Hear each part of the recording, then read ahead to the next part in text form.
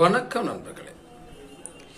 நிறைய நெருக்கடியாக இருக்குது, பிரச்சனைலாம் இருக்குது. அதுலேருந்து விடுபடணும் அப்படின்னு நினைக்கிறவங்களுக்கு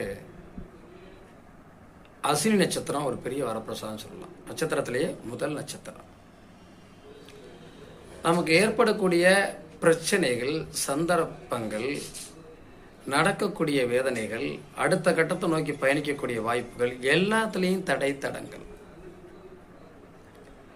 நிறைய உடல்நல குறைபாடு, பொருளாதார வீழ்ச்சி, அரசு சம்பந்தப்பட்ட துறையில் நிறைய பாதிப்புகள், அதிகாரத்தில் நிறைய இடர்பாடுகள், உடல் ஆரோக்கியத்தில் நிறைய பிரச்சனைகள்.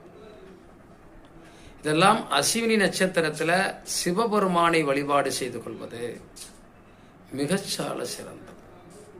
சிவபெருமானிடம் நீங்கள் பக்கத்தில் இருக்கக்கூடிய எந்த சிவ ஆலயத்திலும் கிரிவலம் போகக்கூடிய வாய்ப்பு கிடைச்சா அந்த அஸ்வினி நட்சத்திரத்தோடு சேர்ந்து பௌர்ணமி வருது பாருங்க, அந்த நாள் கிரிவலம் மிக சிறப்பான புண்ணியத்தை தரும். நம் வாழ்க்கையில், வாழ்வாதாரத்தில், பொருளாதாரத்தில் மிகப்பெரிய மாற்றத்தை சந்திக்க முடியும். ரொம்ப மோசமான நிலையில் இருக்கக்கூடியவங்களை கூட தூக்கி நிறுத்தும்.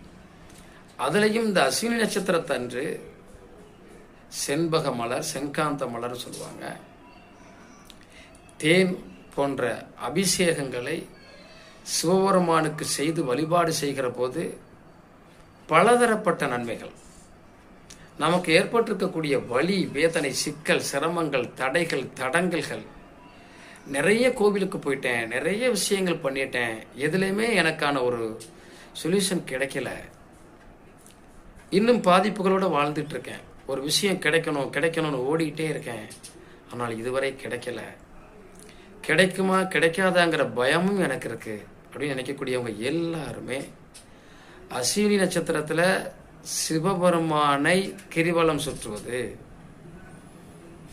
அஸ்வினி நட்சத்திரத்தன்று சிவபெருமானுக்கு தேன் அபிஷேகம் செய்வது ஒரு மனிதனுடைய கடுமையான வியாதிகளிலிருந்து, ஒரு மனிதனுக்கு வரக்கூடிய கடுமையான பொருளாதார சிக்கல்லிருந்து, ஒரு மனிதனுக்கு வரக்கூடாத சிக்கல்லிருந்து, இடர்பாடிலிருந்து வெளிவருவதற்குரிய வாய்ப்பை அத்தனையும் ஏற்படுத்தி கொடுக்கக்கூடிய வாய்ப்பாக இந்த அஸ்வினி நட்சத்திரத்தில் செய்யக்கூடிய வழிபாடுகள் இனிமையானதாக அமையும். செஞ்சு பாருங்க. கேதுதான் மோட்சக்காரன், ஞானக்காரகன், ஆன்மீகத்தின் விடிவெள்ளி. ரொம்பவே சிறப்பாக இருக்கும். முயற்சி பண்ணுங்க, வெற்றி பெறுங்க. வாழ்த்துக்கள்.